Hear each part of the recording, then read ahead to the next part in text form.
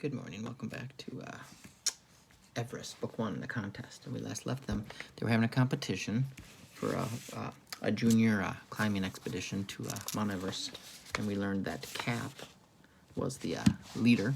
And then we have Dominic and Chris, who are brothers. Chris is the older, better climber. Dominic's the smaller one. And some other characters that we'll continue to be introduced to or learn about, like Tilt. And then that Ethan, I think, was really good too. So, Chapter 4. It was a blinding blizzard, the kind that hit the Colorado mountains in January. The snow began just after darken by 2 a.m. when Cicero hauled the 19 candidates out of their beds. There were already 6 inches of new powder on the ground. "What's going on, Cap?" asked Chris, half asleep. Ever spend a night on the south col of Everest?" Cicero asked. "No." "Well, this is the next best thing. Grab the tents. Camp out tonight." Bundled into their deep winter gear, they stumbled bleary-eyed into the storm. The biting cold woke them in a hurry, but the operation of setting up aluminum poles was almost impossible in the blowing squall. "Let's move," called Cicero. "You'll need to do this after 11 hours on the mountain." He turned to Sammy, who was flat on her back, napping, using the folded tent as a pillow. "What's the matter, Moon? I thought you liked extreme." "Yeah, extreme snowboarding," came the groggy reply, "not extreme snow."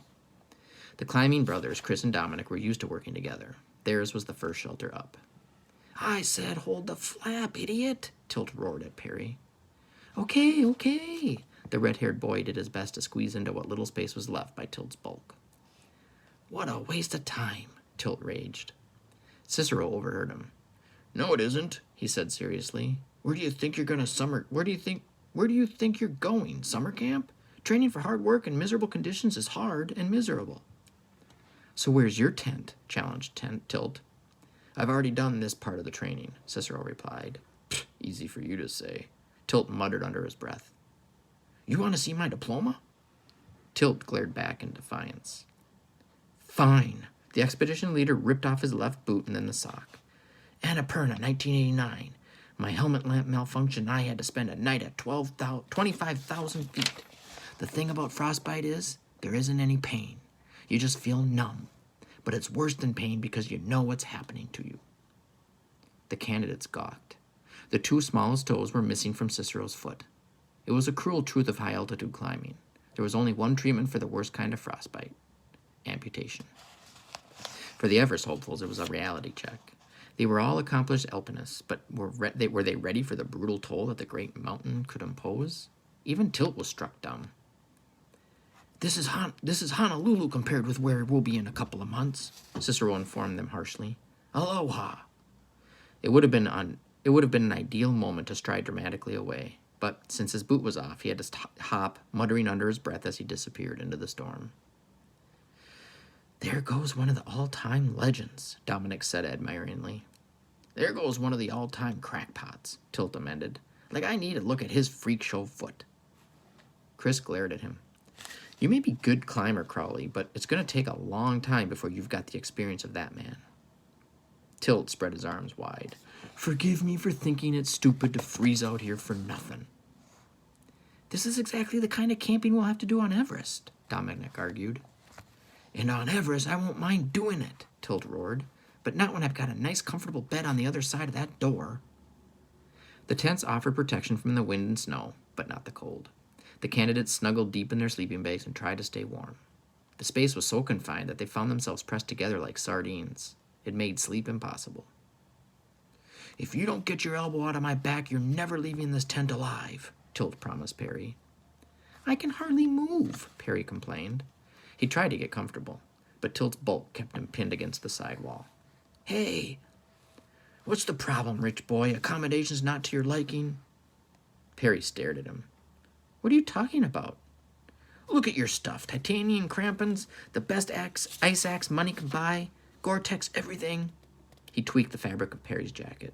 "Heat panels, right? You're toasty warm while the rest of us freeze." "It was a present." "You're loaded."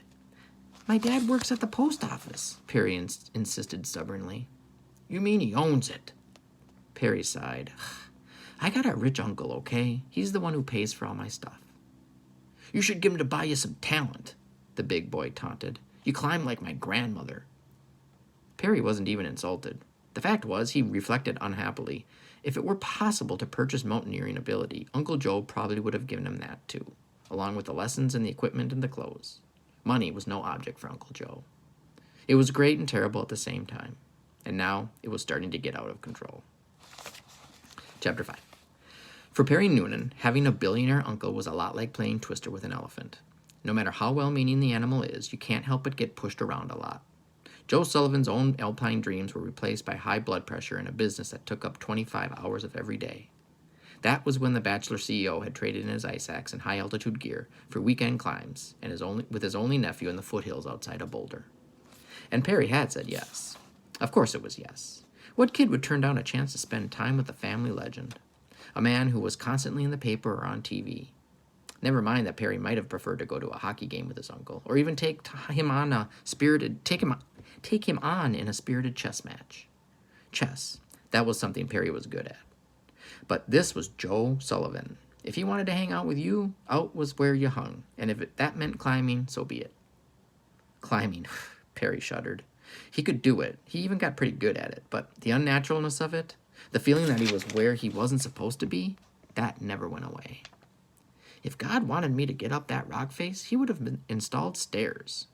It was an old joke, but Perry truly believed it. To him, there was something in a steep cliff or a rough crag that plainly said, "You don't belong here. Stay away." Over the years, he had learned to control the uneasiness. Something as simple as not looking down helped a lot, and the rope work kept his mind engaged. Belaying, the placement of bolts, anchors, and cams so that a climber could be secured by a companion in the event of a slip, took a lot of concentration. Because it kept his mind off of where he was and what he was doing, Perry had become a great belayer. It made Uncle Joe proud. "I love watching you handle those ropes, kid. You're a natural." Uncle Joe never quite figured it out. Perry Noonan was good with ropes precisely because he wasn't a natural. He had been faking it all these years, up all those crags, all those gorges and cliffs. Now, he was going to try to fake his way up the tallest mountain on Earth, 29,000 feet of not looking down. And just because he didn't have the guts to disappoint Uncle Joe. His reverie popped like a bubble, and Perry was back in the tent. He rolled over in the tight space. "Doesn't matter how I got here," he muttered in the darkness. "I'm not gonna make the team anyway." "You got that right," snorted Tilt. It was Perry's one consolation. There was no way an expert like Cap Cicero could fail to notice that Perry didn't exactly measure up to his fellow candidates. For starters, Ethan Zaff would be coming soon. He was as good as 90% of the adult alpinists in the world and had summited Everest already. Then there were guys like Chris and Joey, and Tilt, who was a loudmouth and a bully, but athletically a Mack truck. Even a couple of the girls seemed miles ahead of Perry. He thought of Bryn's confident efficiency and Sammy's fearlessness. This was more than a hobby to them. It was a way of life. Half the kids spent their free time bouldering. 9 hours of workouts a day, and these guys choked down lunch so they could race outside the complex and find a 20-foot rock to scale. For fun. Perry didn't belong on the same mountain with them. They were the kind of people who looked down. He peered through the tent flap. All was quiet except for a shadowy figure about 50 feet away, barely visible in the storm. As he squinted through the blowing snow, whoever it was tumbled over the rise and disappeared down the slope. "Hey!" He grabbed Tilt's sleeping bag. "Somebody fell!" "Not my problem," the big boy mumbled, turning over. Perry burst out of the tent in a full sprint, or at least as much of a sprint as was possible, plowing through snow. He peered down the hill.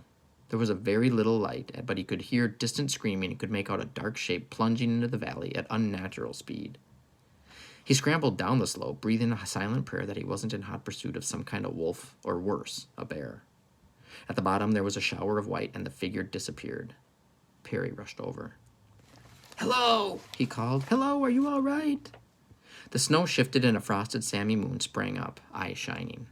"Not bad." She reached down into the drift and came up with the plastic garbage can lid. "I wonder if there's some way I could get this waxed." Perry stared at her. It was 2:30 in the morning. It was 2:30 in the morning. I thought you had fallen over the edge." "I couldn't sleep," Sammy said innocently. She held out the lid. "Want to try?" Correction. Perry reflected, amending his thought before him. He didn't belong on the same planet as these people. The next morning, the camp awoke to clear blue skies gleaming off a foot of fresh snow. The storm was over. Dominic rushed to unzip the tent, eager for his first blast of warming sun. Instead, he found himself staring into the weathered face of Cap Cicero. "All right, vacation's over," the team leader bawled. "Everybody into the gym. We've got a mountain to get ready for." Tilt was belligerent. "I can't believe you made us do this." Cicero winced. "Change of plan. Everybody first, mouthwash, then into the gym." That's kind of funny. By the end of the day, 2 more Summit Quest candidates had quit and were on their way to the airport in Denver. Happy was one of them, smiling no longer. His parting words were, "It's too hard. It's the hardest thing I've ever done." Perry had never even learned his real name. Chapter 6. The first round of official cuts was scheduled for the end of that week. Everybody realized it was coming, but nobody knew exactly what to expect. Would Cicero pull you aside and give you the bad news? Or maybe Sneezy or Dr. Oberman? Would it be public? Would you be yanked away from the dinner table and marched off in disgrace? Maybe it would be the opposite of that. You'd wake up in the morning and a whole bunch of kids would be just plain gone. And of course, the million-dollar question, who? One thing was certain. As the time approached, the tension rose so high that you could almost hear a hum throughout the complex. Tilt thought he might be the most nervous of the lot. It was crazy. What did he have to worry about? He was the best climber in the group, except maybe for Ethan Zaff, who still hadn't shown up. But Tilt was worried about all the mouthing off he had done to Cicero. Not that the dictator didn't deserve it. The guy was on some kind of power trip and got his jollies by bossing around a bunch of kids. But maybe it was stupid to bug the person who was in charge of picking the team. Tilt would have only himself to blame if he washed out. And he needed this more than the others. Tilt Crowley, the youngest kid to climb Everest. Buy this breakfast cereal. It helped Tilt Crowley reach the top of the world. Oh, Harvard needs a man like Tilt Crowley. How else is he going to get into the Ivy League? Was he supposed to pay the tuition by working himself to death on a triple paper route, the way he had bought his second-hand crampons? And the ice axe with the slightly warped handle? The other kids here all had state-of-the-art stuff. That was Tilt's definition of rich people. He didn't mean mansions and private jets, like Perry's uncle probably had. Rich was anyone who could climb as a hobby that wasn't attached to a second career. It's 7 miles a day, lugging the Cincinnati Enquirer through sleet or 100-degree heat. If he made it to the summit, only he would know that the mountain had been the easiest part of the ascent. Sure, he realized the others didn't like him. They climbed on ropes, he climbed on attitude. If he had their advantages, that he could be a nice guy, too. Maybe he should have been nicer. Maybe he was gonna be cut now for getting on people's nerves, on Cicero's nerves. Come on, Cap, don't wash me out. I'm the best you got, and I need this. It finally happened after a 30-mile hike with full gear through the snow. 7 lockers in the equipment room were tagged with yellow Post-it notes. "See Cap" was all they said.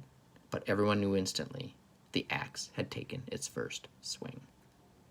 So we're getting to know these guys, and so Perry doesn't have the skill or really the desire, but his uncle is rich and kind of talked him into it maybe, or kind of didn't force him, but he didn't want to let him down. Tilt loves it, but doesn't have enough money to kind of afford the quality tools needed, and he's trying to get into like Harvard, and he wants this to help pave his way. Because if you get known for this, maybe there's some advertising money. People want you to like the North Face. They hire people to wear their clothes and do commercials for them. So, I guess that's kind of where we're at. 4 boys and 3 girls were headed home. Their Everest dreams were over. Astonishingly, Joey Tenuta was one of them. "But you've been eating Cap's workouts for lunch," exclaimed Bryn. Joey could only shake his head miserably. Sammy was also surprised. "I mean, Perry made it, and you're twice the climber he is." "Hey," Perry said feelingly. "No offense, but it's true," Sammy persisted. "Why cut him and not you?" Joey was so devastated that he could barely raise his gaze from the floor tiles. "A couple years ago, I broke my nose bouldering, and the surgeon offered to do a nose job while he was in there anyway. I figured I might as well be beautiful, right? Now, Andrea says my nasal passages are too tight for easy breathing when the air gets thin high on the mountain." "Won't the bottled oxygen help?" asked Chris, feeling the other boy's pain. "Not enough," said Joey. "I'm done." "And after all that, you're still ugly," observed Tilt, kicking his climbing boots into his locker. "I love you too," Joey mumbled miserably. Chris turned on Tilt. "The guy just washed out for something that's not even his fault. Think maybe now isn't the time for jokes." Tilt shrugged nonchalantly. "Who's joking?" Joey glared at him. "You know what would make this okay. If you're next. Dream on, nose job, sneered Tilt. I'm the best climber in this dump. Maybe so, said Joey, but you're a self-centered jerk. There's no place for that on a climbing team. He shouldered his duffel and stood up. Sure, go ahead and hate me, invited Tilt, but I'm the only honest one here. These guys all act like your best friends, but they don't want to admit that deep down they're celebrating. With you gone, one more spot on the team is up for grabs. There was an awkward, embarrassed silence as the truth of Tilt's words sunk in. Joey had been a favorite to make the chosen four. Sad as it was, his departure meant better chances for the remaining climbers. Hey, Joey said in a subdued tone, I got no hard feelings. I'll be following along on the website, pulling for you guys. Most of you, he added with a dirty look to Tilt. Sneezy entered to record the parting on video. He was almost as disconsolate as Joey. Sorry, kid. I know it's hard, but I gotta shoot this for the site. Joey smiled half-heartedly. Don't worry, Sneezy. We all knew the rules before we got here. With the camera running, he turned to Chris. This is my Cub Scout mountaineering badge, he said, holding out a tattered piece of felt. It's the first climbing thing I ever won. I want you to leave it on the summit for me. Chris accepted the token. If I get there, you get there, he promised. And then there were 10 Everest hopefuls left in the Summit Athletic Sports Training Facility. This is kind of like trying out for an Olympic team, in a way. And so it's really devastating if you don't make it. So, what none of them knew was that during the hike, Cap Cicero had actually affixed 8 post-it notes, not 7. The extra cut had been Dominic Alexis. Cicero had made the decision with regret. The boy was a talented climber with incredible stamina, unfailing courage, but Cicero had felt from the start that the kid was too young and too small. So Dominic was out. Later, Cicero was in Dr. Oberman's office examining the candidates' chest x-rays, which were all lined up across a wide viewing box. It was important for kids especially to have good lung capacity on Everest, where there was so little oxygen in the air. He was looking with approval at an assortment of healthy chests when Tony Devlin ran up, all a-twitter. You have to change the cut. Cicero looked surprised. Why? Perry's still alive. Not that you can tell from his effort level. This isn't about Perry, Devlin explained. You've sent home all the wild card kids. Cicero adjusted the backlight. Yeah? And I wonder why. Everest isn't a theme park, you know. You don't take tourists up there. The retail contest focused a huge amount of attention on Summit Quest, Devlin argued. Already the newspapers and wire services are running updates from our website. It's like Survivor. People want to know who's going to make it. It looks bad if all the contest kids wash out by the first cut. It looks worse if we leave them dead in the Khumbu icefall, Cicero said shortly. I'm not saying they have to end up on the team, Devlin reasoned. Just keep one of them in the running a little longer so we can play it up on the site. Make it seem like the contest wasn't totally bogus. You know, like this kid really has a chance to go. It's not fair to the kid either, Cicero noted. These workouts aren't exactly patty cake. Just do it, coaxed Devlin. You of all people know how important it is to keep the sponsors happy. It was true. Star alpinists would be stopped in their tracks if a disgruntled sponsor cut off the shipments of food and equipment. Fine. The team leader's eyes scanned the x-rays and came to rest on the scrawny body that could belong to only one person. He blinked. Dominic Alexis was half the size of the others, but he had a chest full of dark, expanded lung tissue that would be the envy of anyone here. He may be small, Cicero reflected, but he has the respiratory system of a 6'5" bodybuilder. We'll keep this little guy, he said suddenly, just till the next round, then he's history. Thanks, Cap. A satisfied Devlin headed off to remove the post-it from Dominic's locker. So that's true, actually. Sometimes, like these rock climbers, some of the extreme sports people, they make their money and get paid based on the sponsors they have to use their equipment, to eat their food, to drink their drink, to wear their clothes. And so that's kind of their job, is to market them. So anyways, medical log, psych profiles, interview with Perry Noonan. So here's a Perry Noonan interview. Dr. Oberman, you seem surprised that you survived the first cut. Perry, no, I'm not. I'm as good as anybody here, right? Dr. Oberman, what do you think? Perry, I've been climbing since I was 9. Dr. Oberman, with your uncle? Right. Dr. Oberman, do you want to climb Mount Everest? Perry, every mountaineer.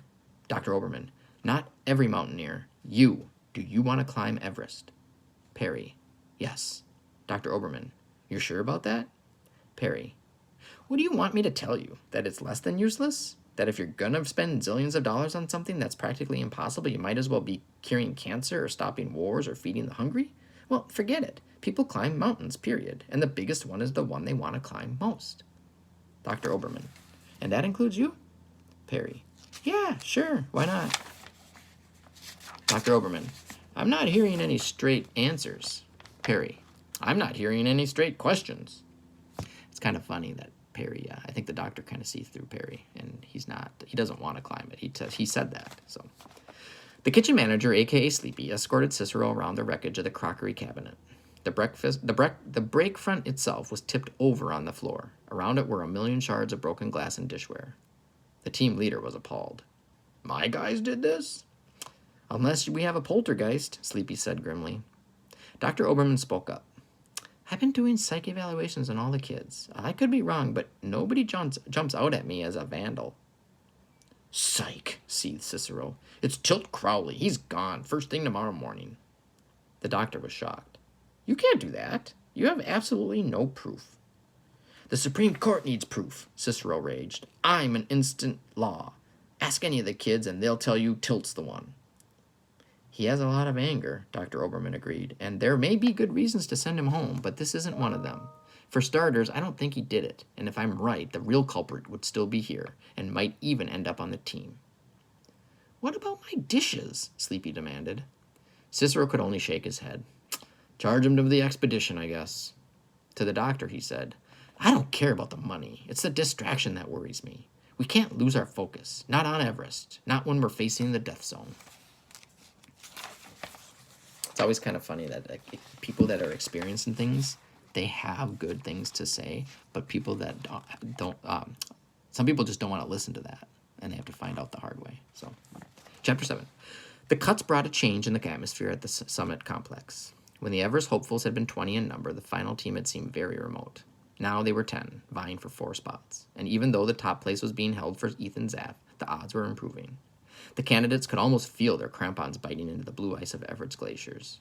The biggest prize in mountaineering was slowly coming within reach. A new sport was born, one that was almost as popular as climbing, figuring the angles. Cameron Mackey was an expert at it. Z-Man takes the number 1 spot. Chris gets number 2. That's pretty definite. And one of the girls put in Dominic, and there were 3 left. Bryn, mused Cameron. Then again, you can't write off Sammy. She's crazy, but she's good. Dominic did the math. That leaves only 1 spot for the rest of us. Probably Tilt. Tilt's too dumb, Cameron said seriously. He'll give Cap a wedgie and get himself cut. So, depending on the Perry factor, if I keep my nose clean, maybe I can sneak in the back door. The Perry factor was the question of why Perry was still standing after much stronger climbers had been packed off to the airport. Maybe Cap thinks I'm good, was Perry's explanation. Maybe you guys are wrong about me. But he didn't sound convinced. Maybe Cap's your rich uncle, sneered Tilt. Perry said nothing. He had often thought of having a different uncle, but in his imagination it was always a non-climber who thought the Himalayas were a chain of donut shops. It's getting weird, Bryn admitted to Sneezy in an on-camera interview with the website. Normally, climbers are the friendliest people on the planet. You take 6 total strangers scaling El Capitan, and by lunch you've got 6 best buddies. Here, you want to be nice to people, but part of you says that if they do well, it could cost you your chance. Nowhere was that more true than with Bryn and Sammy. Both were convinced that only one female would advance to the final team. So their competition, they felt, was solely between them and the other girl, who wasn't really a threat. Their growing friendship cooled. They weren't enemies, but they became afraid to trust each other. Tombstone 4 was a black crag, not enormous, but steep and awkwardly shaped, the toughest piece of technical mountaineering the candidates had tackled so far.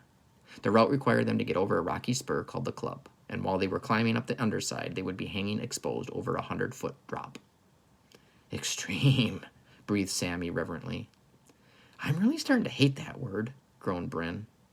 Bryn inserted a spring-loaded cam in a crack on the bottom of the spur and watched the unit expand to secure the protection point. Sammy passed a rope through the ring and then wiggled it out to place a second piece of hardware. But as she tried to scramble around to the top, the tangle of lines imprisoned her ankle. Bryn climbed out and reached to free her partner's leg. And froze. High up the crag, the two girls' eyes locked, and the message passed between them as if by radar. If I leave you here and go for help, Cap could cut you for a beginner's mistake, and then I've got a guaranteed spot on the team. The moment was over as quickly as it had unfolded. Bryn broke out of her inaction and undid the snarl of rope around Sammy's ankle. The two clambered atop the club and rested, eyeing each other suspiciously. Was that what I think it was? Panted Sammy. And Bryn could only shrug miserably. Helping a fellow climber should be as automatic as a response as a dog chasing a stick. What was the competition doing to them? This is so bogus, Sammy complained to Dominic that night. No mountain is worth it. This one is, said Dominic simply. He couldn't help noticing that as his fellow climbers became cagier and with one another, they were growing more open with him. That meant no one, not even his own brother, felt he had a shot at making the team. Dominic himself didn't really expect to last much longer. The cold air of the Rockies was rife with competition. 6-hour workouts now took 5. Everything was speeded up as the candidates competed for Cap Cicero's attention. Even leisure time was turning into a tournament. Bouldering after lunch had become an extension of boot camp, despite the fact that Cicero and his guides weren't even watching. It was now a full-blown obsession. Dominic scrambled up a 20-foot rock, scanning for handholds the way a chess master seeks out weaknesses in an opponent's defenses. On the other side of the craggy diorite outcropping, Tilt raced against him with strong, steady moves. Dominic couldn't see his adversary, but he had a good idea of his progress because Tilt climbed with his mouth as much as he did with his hands and feet. Getting tired, Shrimp? You can't beat me. If you're looking for the top, just follow the soles of my boots. Tilt Crowley, Perry said with a sigh, watching from below. The only climber who uses trash talk. In a mammoth burst of energy, Tilt scrambled to the crown of the boulder and stood there, beating his chest and howling like Tarzan. From below, Dominic snaked out a hand and began to feel for a handhold on top. Tilt stuck out his boot and applied gentle pressure to the searching fingers. No way, Shrimp. This is my rock. Dominic gave no answer, but it was not his nature to retreat. The boot pushed a little harder. Geez, Tilt, coaxed Perry, looking up at the two. Leave him alone. Tilt nodded. As soon as he gives. The foot bore down. He's stepping on his fingers. Dominic gritted his teeth against the pain. Because of the angle of the rock, he couldn't see his tormentor, but he could picture Tilt's expression of nasty triumph. It made him more determined than ever to hang on. Perry searched the group and spotted Chris. He caught the older boy's attention and redirected it with a nod to the standoff atop the boulder. Chris sloped over. Come on, Tilt, let him up. No chance, said Tilt. My summit, my record. What are you talking about? Asked Perry. Half the kids have been up that thing. I'm the youngest, and that's what counts, Tilt said stubbornly. The Shrimp's younger than me, so he's not going. Is that how it's going to be on Everest, too? Challenged Chris. A derisive snort. No one's taking this run to Everest. Now Tilt was leaning on the fingers. Dominic saw stars. Chris established one handhold and one foothold. If I have to come up there, your descent is going to be fast and head first. You think? Tilt snarled defiantly.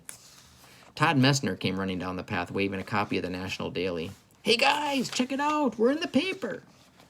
Tilt stepped off of Dominic's hand. You're lucky, Shrimp. My public awaits.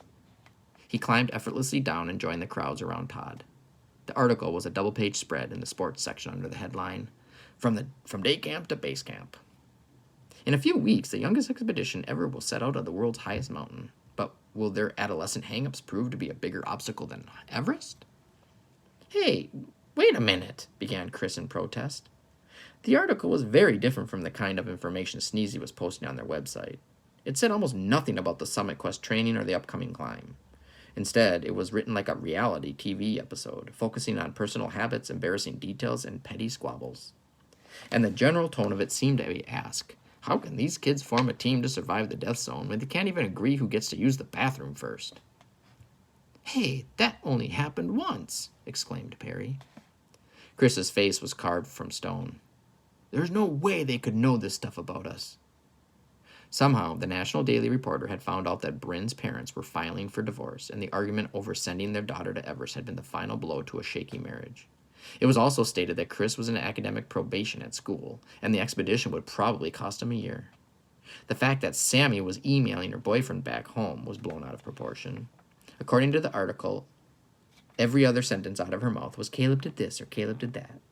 The gutsy, in-your-face athlete came across as a love-struck ditz. It went on.